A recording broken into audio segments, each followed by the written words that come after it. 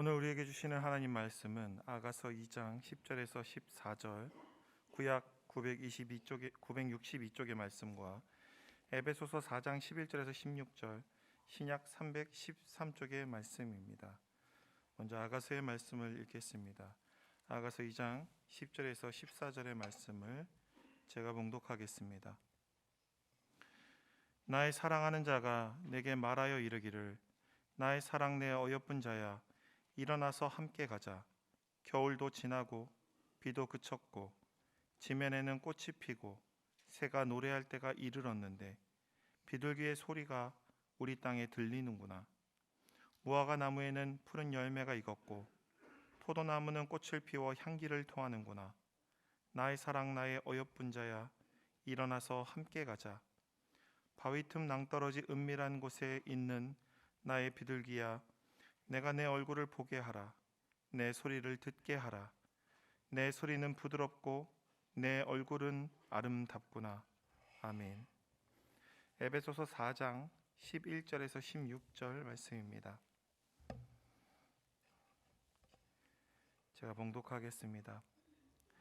그가 어떤 사람은 사도로, 어떤 사람은 선지자로, 어떤 사람은 복음 전하는 자로, 어떤 사람은 목사와 교사로 삼으셨으니 이는 성도를 온전하게 하여 봉사의 일을 하게 하며 그리스도의 몸을 세우려 하심이라.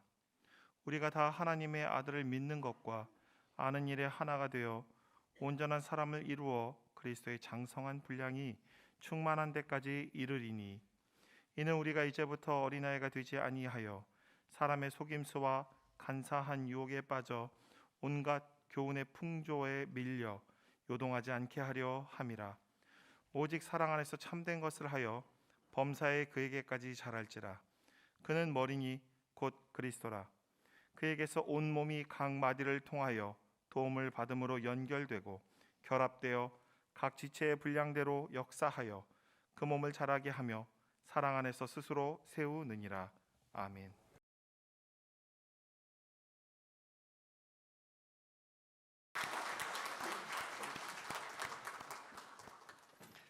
하나님의 영화로우신 이름이 여러분의 삶을 통해서 영원토록 영광 받으시기를 간절히 축복합니다.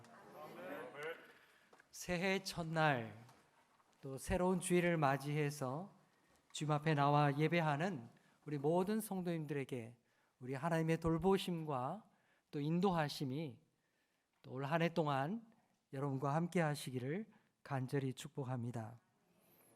하나님께서 우리에게 주신 새로운 시간, 하나님이 내게 주신 이 새로운 시간은 우리 인생의 가장 귀한 축복인 줄 믿습니다.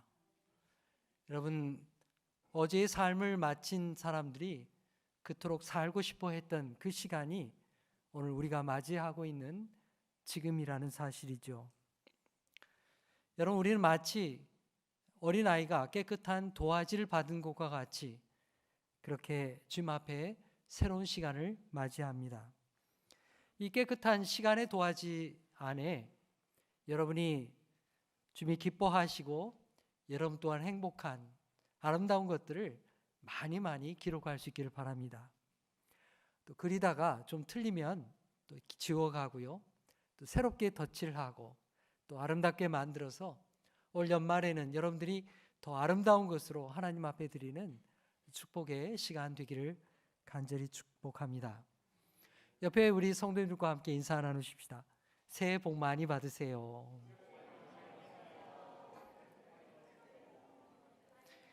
네, 오늘 특별히 여러분이 복이 있습니다. 올해 첫 해 시작하는 날인데 첫날이 바로 주일이니까요. 우리처럼 이렇게 많은 사람을 만나는 것도 첫날 잘 없을 겁니다. 하나님을 예배하는 여러분들이 이렇게 많은 성도인을 서로 만나고 서로 인사하고 서로 복을 빌고 또 하나님의 은혜를 비는 축복의 공동체가 되기를 바랍니다. 새해 첫 주일에 여러분과 함께 나눌 하나님의 말씀은 이 아가서의 말씀과 또 에베소서의 말씀입니다. 구약 성경 중에서 아가서라고 하는 성경책은 예배 중에 거의 읽혀지지 않는 책입니다.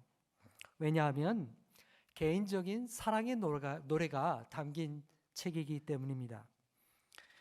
구약 성경을 분류해 보면 이렇게 분류하게 됩니다. 제일 먼저 나오는 것이 율법서라고 하는 책이 나오죠. 율법서에는 5권의 책이 있습니다. 창세기, 출애굽기, 레위기, 민수기, 신명기, 이 5권의 책을 율법서라고 합니다. 그리고 출애굽기로부터 시작해서 이어지는 책이 바로 역사서입니다. 역사서를 지나고 나면 예언서의 말씀이 있죠. 예언서, 예레미야 또는 이사야, 호세아 이런 선지서들이 다 예언서들의 말씀입니다. 자, 그리고 마지막으로 분류할 수 있는 것은 시가서라고 하는 문학적인 책을 다루고 있습니다. 이 시가서에는 5권의 책이 들어 있습니다. 욥기, 시편, 잠언, 전도서, 아가서 이렇게 5권의 책이 있습니다. 그 중에 가장 중요한 책은 바로 시편의 말씀입니다. 이 시편은 예수님께서도 가장 많이 인용해서 우리에게 가르쳐 주신 말씀이기도 합니다. 개인적인 신앙의 고백이고 메시아에 대한 소망이 담겨 있는 말씀들이 우리에게 많이 주어져 있습니다. 우리 신앙에 보다도 중요한 내용들이 이 시편에 기록되어 있는 것이죠. 여러분, 아가서는 사랑의 기쁨을 노래한 아름다운 책입니다. 특별히 남녀 간의 사랑을 노래하고 있고요. 육체적인 사랑의 표현도 나오기 때문에 유대인들은 이 아가서의 말씀을 30세 미만은 옛날에는 읽지 못하게 하는 그런 일도 있었던 것으로 알고 있습니다. 여러분, 이 아가라고 하는 아가서의 책 제목, 이 아가서는 어떤 뜻일까요? 이거 한자 말이죠. 아름다울 가, 노래가입니다.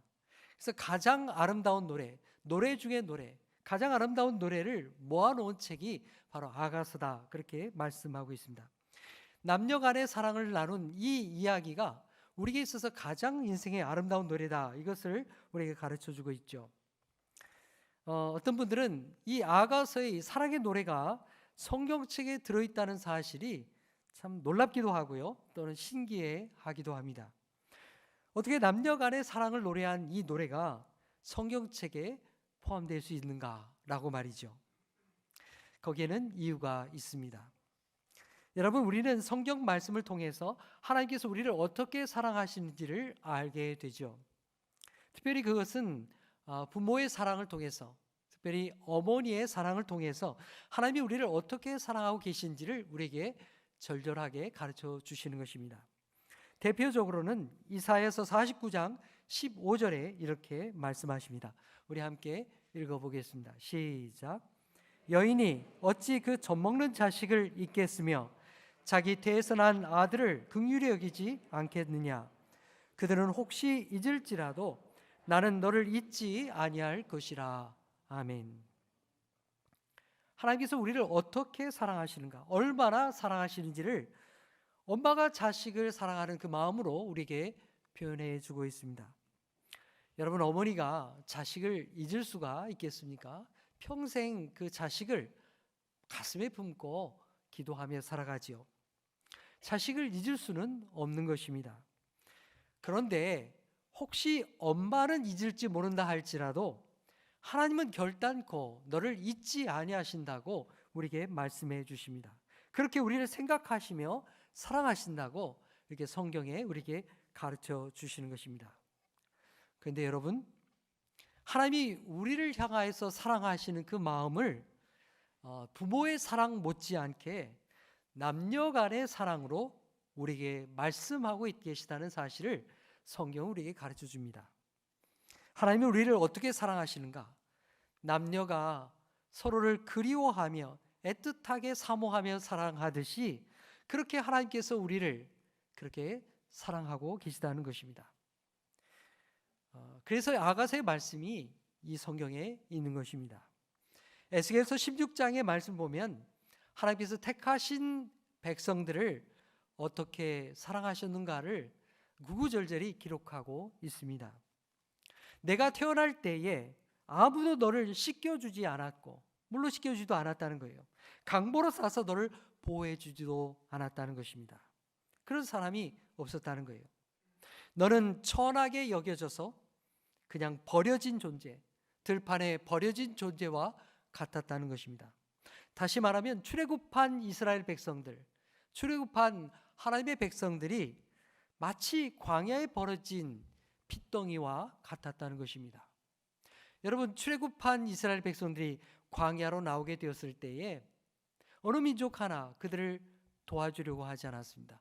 오히려 그들을 약탈하고 그들을 짓밟고 다 무너뜨리려고 노략질하기를 원했던 것이죠.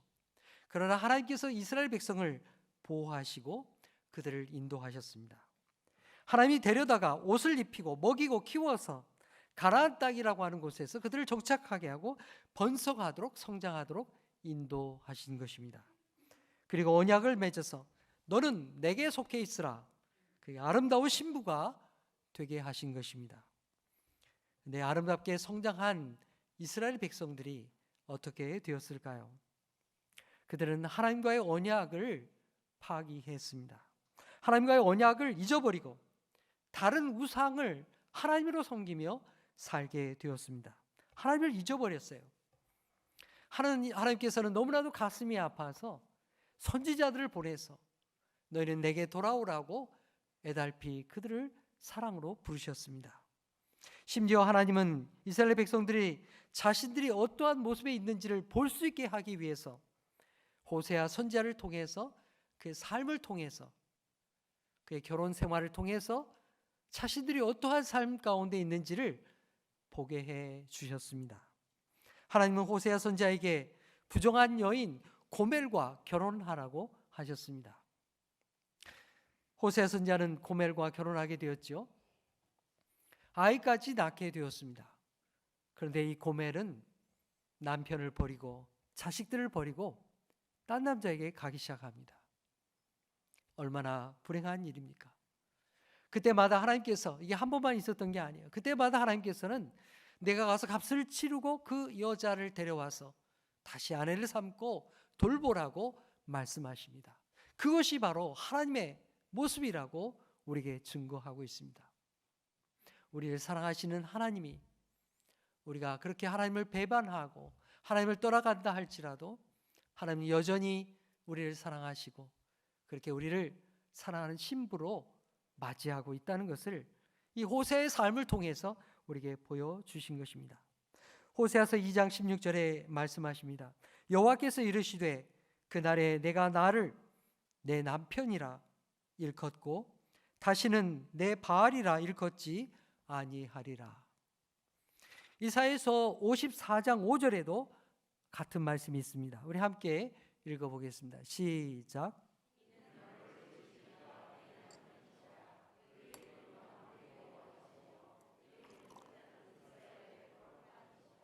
아멘. 아멘. 하나님이 내 남편, 너와 영원한 언약을 맺으신 신랑이 되신다. 그렇게 우리에게 말씀해 주시는 것입니다. 이렇게 하나님은 우리와의 관계를 언약을 맺은 사랑하는 배우자의 관계로 우리에게 가르쳐 주시는 것입니다. 여러분, 신약 성경을 말씀 보면 예수님께서도 예수님을 주님으로 영접하고 믿고 의지하는 사람들, 그들이 맞이할, 그들이 상속할 하나님의 나라, 하나님의 나라를 가르쳐 주시면서 이 신랑과 맞이하는 천국의 혼인잔치로 우리에게 가르쳐 주지 않습니까? 우리가 주님과 함께하는 천국의 백성이요 하나님 나라의 혼인잔치에 참여한 축복의 자녀라고 가르쳐 주시는 것입니다. 바울 사도 또한 고린도후서 11장 2절에 이렇게 말씀하십니다. 내가 하나님의 열심으로 너희를 위하여 열심을 내노니 내가 너희를 정결한 처녀로 한 남편인 그리스도께 드리려고 중매함이로다. 바울 사도가 자신의 역할이 신랑 되신 우리 그리스도께, 우리의 한 남편 되시는 그리스도께 인도하기 위하여서 너희를 정결한 처녀로 그렇게 인도한다고 그렇게 말씀하고 있습니다. 바울 사도는 우리 그리스도인들이 주님과 맺어진 사랑의 관계 속에 있는 하나님의 자녀라고 우리에게 가르쳐 주시는 것입니다. 이러한 성경의 전체적인 맥락을 통해서 우리가 아가서를 보게 되면 하나님이 우리를 어떻게 사랑하시는가? 하나님께서 우리를 사랑하는 남녀의 사랑의 관계로 우리를 부르고 계시다는 것을 우리가 알게 되는 것입니다. 옛날에 유대인들은요, 결혼식을 하게 되면 그냥 하루 동안에 끝나는 것이 아니고 몇 날 며칠을, 한 일주일 동안을 이 결혼 축제를 하면서 지나게 되죠. 그 결혼 잔치에서 솔로몬의 아가서가 마치 노래극과 그리고 연극으로 재현되었다고 하는 사실입니다. 남자 주인공은 솔로몬이나 임금으로 등장하고요, 여자 주인공은 어느 시골집 아름다운 딸 술람미 여인으로 등장하는 것입니다. 또 남자가 이 양치기 목동으로, 또 여자는 또 포도원지기로 그렇게 등장해서 사랑의 대화를 나누게 되는 것입니다. 두 남녀 여주인공이 그렇게 사랑의 노래를 부르게 될 때에 주변에 있던 사랑하는 친구들이 또 이렇게 등장해서 목소리로, 조연으로 이야기를 나누고 있는 것이죠. 그 내용들이 아가서에 흐르고 있는 사랑의 노래입니다. 아가서의 주제가 무엇일까요? 친밀한 사랑의 교제를 나누는 내용입니다. 오늘 우리가 읽은 아가서의 2장 8절 말씀 보면 솔로몬은 술람미 여인을 다시 만나는 기대로 충만한 기대 가운데 있었습니다. 이 여인도 마찬가지고요. 그들이 어쩌다가 이렇게 서로 떨어져 있게 되는지는 알 수 없습니다. 하지만 그들은 떨어져 있으면서 더욱 서로를 사모하고 더욱 서로를 그리워하게 되었습니다. 술람미 여인은 멀리서도 솔로몬이 달려오는 소리를 금방 알아차립니다. 그 솔로몬의 목소리를 금방 알아차리게 되는 거죠. 솔로몬 또한 술람미 여인을 만나기 위해서 산들을 넘고 또 넘어서 한달음에 이 술람미 여인에게 달려오고 있는 것입니다. 어쩌면 왕이었던 솔로몬이 이 시골집 이 술람미 여인을 사랑한다고 하는 것은 여러 가지 제약이 많이 있었을 줄 압니다. 왕은 주로 왕족과 정략적인 결혼을 많이 하기 때문이죠. 하지만 솔로몬은 그 모든 어려움을 뛰어넘고 이 술람미 여인을 진심으로 사랑했습니다. 술람미 여인을 어느 누구보다도 사랑하고 너무도 사랑하기에 그녀를 향해서 달려가는 것입니다. 마침내 나의 사랑하는 자 솔로몬이 술람미 여인에게 와서 고백하게 됩니다. 그 말씀이 오늘 10절 말씀에 있습니다. 우리 함께 읽겠습니다. 시작.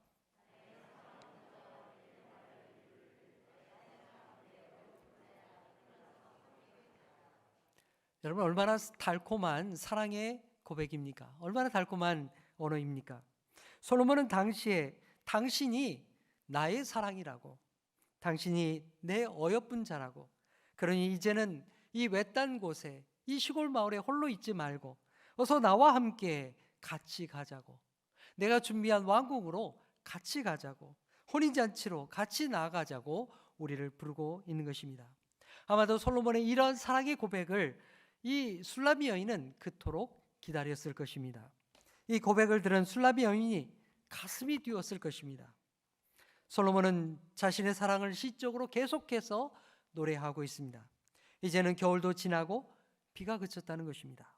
팔레스타인 땅에 겨울 동안에 우기가 들어서 계속해서 추운 비가 내리게 되었는데 이제는 마침내 그 모든 계절이 지나가고 사랑의 계절이 돌아왔다는 것이죠. 지면에는 꽃이 피고 새가 울고 마침내 봄이 도래하고 이제 아름다운 결실의 계절이 다가오고 있다는 것입니다. 앞으로는 우리와 함께 무화과 열매를 맺고 또 그 포도나무의 결실을 거두면서 사랑의 결실을 이루어가는 아름다운 사랑의 교제를 나와 함께 나누자고 그렇게 솔로몬은 초청하고 있는 것입니다. 그러면서 솔로몬은 술람미 여인에게 일어나서 함께 가자고 그렇게 사랑의 노래를 거듭해서 부르고 있는 것입니다. 여러분, 하나님은 사랑의 하나님이시며 하나님께서 우리에게 주시고자 하는 인생의 가장 귀한 복 또한 사랑하며 사는 인생인 줄 믿습니다. 그런데 여러분, 이 사랑이 어떻게 우리에게 이루어지는지 가만히 생각해 보시기 바랍니다. 사랑은 만남을 통해서 시작이 되어집니다.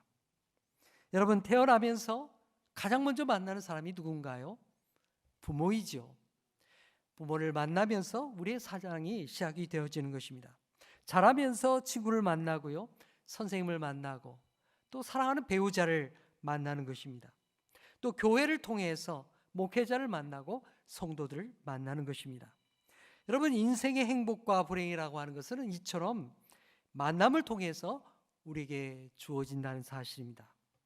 그 만남을 아름답게 가꾸고 사랑의 관계를 이룰 때에 그 속에서 인생의 복을, 하나님께서 예비하신 복을 우리가 받고 살아가는 것입니다. 여러분, 하나님께서 여러분에게 주신 만남들을 가만히 생각해 보시기 바랍니다. 부모와의 관계가 있었을 것이고, 또 부부의 관계가 있었을 것이고, 또 자녀와의 관계, 또 성도와의 관계, 목회자와의 관계, 이런 많은 관계들이 있을 것입니다.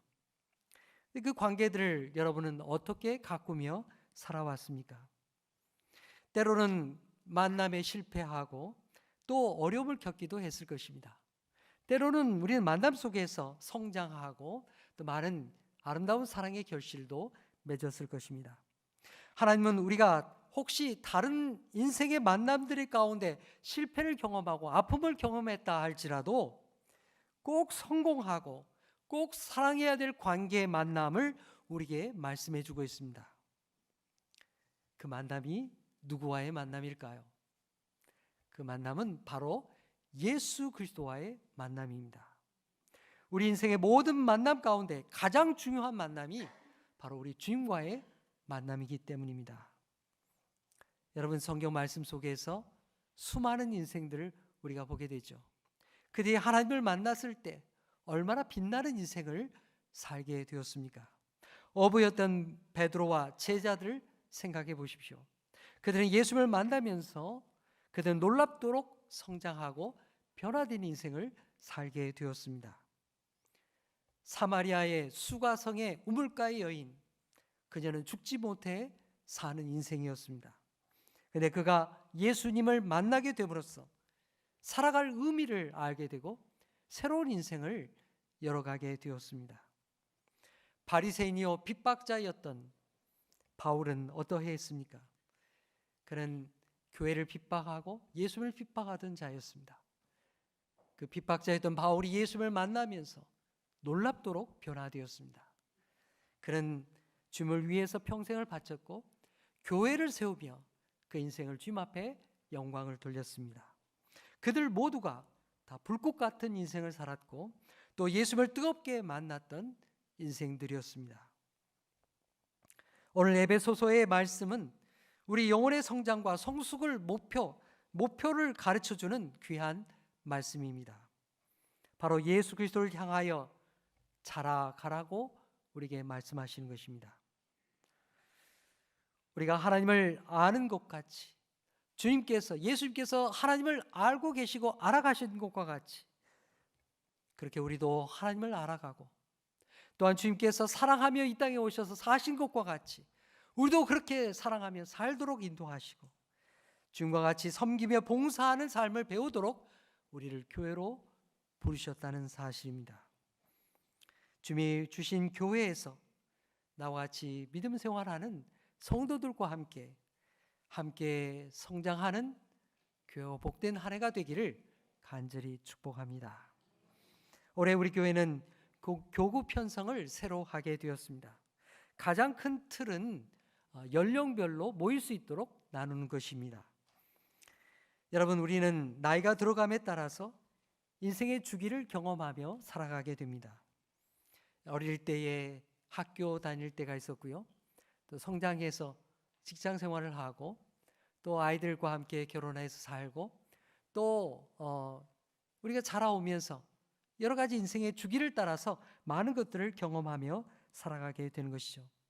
또 우리는 시대마다 우리가 젊은 시절에 마주했던 그 시대 속에서 같은 공감대를 형성하고 또래의 문화를 형성하고 살아왔던 것입니다. 여러분 70년대 젊은 시절을 보내신 분들 아마 기억하실 줄 압니다. 우리나라는 새마을 운동을 펼치고요. 한번 잘 살아보겠다고 그렇게 힘있게 일어섰던 때가 아마 우리 70년대를 젊음으로 살았던 그런 분들의 시대였으리라 생각합니다. 80년대 젊은이들은 어떤 생각을 했을까요? 80년대에는 민주화 운동에 우리나라가 들끓었던 그 시대이기도 하죠. 민주화 운동과 또 그리고 광주 사태가 있었고요. 또 88 올림픽이 있었고요. 아주 뜨거웠던 그런 시절이 있었습니다. 90년대에 들어서면 어떤 일이 있었을까요? 90년대에 들어서면서 문화를 알게 되고요. 서태지와 아이들이 등장하고요. 또 인터넷이 본격적으로 보급이 되게 되었습니다. 그런가 하면 90년대 말쯤에 와서는 우리가 아는 IMF 경제 위기도만 경험하게 되었습니다. 2000년대에 들어서면서 오늘까지 이 세대를 우리는 밀레니엄 Z 세대라고 부르게 되죠. 스마트폰 세대, 그리고 홀로 살아가는 세대, 또 한일 월드컵으로 아주 뜨거웠던 2002년을 맞이했던 세대이기도 합니다. 세대마다 우리는 각자의 경험을 공유하고 또 인생의 많은 것들을 서로 이야기할 수 있는 공감대를 가지고 살아가는 것입니다. 이렇게 흐르는 세월 속에서 우리가 성인이 되고 자녀를 양육하고 또 아이가 성장함에 따라서 우리는 우리의 관심사를 아이들에게 쏟으며 살아왔습니다. 아이가 성장해서 대학에 가고 취업을 하고 그에 따라서 우리의 기도 제목도 바뀌게 되었던 것이죠. 또 자녀가 결혼하고 우리가 직장에서 은퇴하고 또 새로운 인생을 계획하게 될 때, 제2 인생을 계획할 때 우리는 나름대로의 인생의 고민을 가지고 함께 교류하며 서로 위로하며 붙들어주며 오늘까지 살아온 줄로 압니다. 여러분, 이렇게 우리는 같은 나이 또래와 함께 있을 때 보다도 서로를 잘 이해하고 보다도 서로를 공감하며 하나님을 의지할 수 있다고 하는 사실입니다. 그래서 코로나 이후를 맞이하면서 올해 2023년에 우리 코로나가 마침내 맞춰지게 될 걸로 기대하고 있습니다. 여러분, 이 코로나를 벗어나는 이 시기에 우리가 신앙으로 서로를 붙들어주고 또 하나님 앞에서 잘 섬기며 또 성장하는 믿음의 사람들이 되게 하기 위해서 이렇게 교회 교구를 연령을 따라서 나누게 된 것입니다. 사랑하는 여러분, 이렇게 새로 만들어진 교구를 통해서 서로 기쁨으로 만나고 여러분의 이 고민과 사랑을 나누고 함께 성장하는 그런 귀한 한 해가 되기를 간절히 축복합니다. 바울 사도는 우리가 성숙을 향해 나아가기 위해서 오늘 에베소서 4장 14절에 이렇게 말씀하십니다. 우리 함께 읽겠습니다. 시작.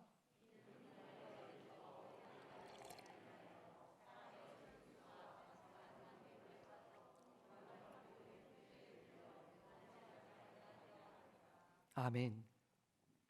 우리가 성숙한 그리스도인으로 나아가기 위해서 어떻게 하라고 말씀하십니까? 어린아이의 일을 버리라 말씀하십니다. 여러분, 어린아이의 모습이 어떠합니까? 미숙함이 많죠. 실수가 많고 미숙함이 많습니다. 온갖 세상의 교훈과 풍조에 휘둘려 가지고 믿음이 흔들리는 거예요. 그냥 세상 따라가는 거예요. 1년의 첫 주일은 하나님 앞에 잘 예배드리고 내가 이렇게 살아보겠습니다 기도했지만은 또 살아가다 보니까 그냥 흔들리는 거예요. 어린아이와 같이 그냥 세상의 풍조에 휘둘려서 그렇게 흔들린다는 사실입니다. 그러나 여러분, 우리는 그런 어린아이 신앙을 버리고 견고하고 성장하는 믿음으로 나아가라고 우리를 부르고 계신 것입니다. 바울 사도는 고린도전서 13장 11절에도 같은 말씀을 주십니다. 내가 어렸을 때에는 말하는 것이 어린아이와 같고 깨닫는 것이 어린아이와 같고 생각하는 것이 어린아이와 같다가 장성한 사람이 되어서는 어린아이의 일을 버렸노라. 이제는 어린아이의 말, 어린아이의 생각, 영적으로 어린아이와 같이 깨닫는 것을 이제는 버리겠다 하는 것입니다. 성도 여러분, 여러분의 신앙은 지금 어디쯤 와 있습니까? 코로나 시기를 지나면서 신앙생활이 멈추지 않았습니까? 아니, 오히려 어린아이 신앙으로 퇴보하지 않았습니까? 주님은 우리에게 그런 어린아이의 신앙에서 머물러 있지 말고 다시 함께 신앙의 교제를 하고 성장하는 신앙으로 나아가라고 우리를 부르고 계신 것입니다. 에베소서 4장 13절에 말씀하십니다. 우리 함께 읽겠습니다. 시작.